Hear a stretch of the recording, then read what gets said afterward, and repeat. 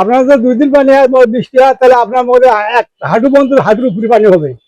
এই জায়গাটা খুবই নামা জায়গা, বুঝছেন? এটা করে গেলে এটা লাগলে 2 ফিট 3 ফিট রাস্তাটা উঁচু করতে হবে, করে ড্রেন করতে হবে, করার পরে তার এই শহরে পানি হবে না এখান থেকে।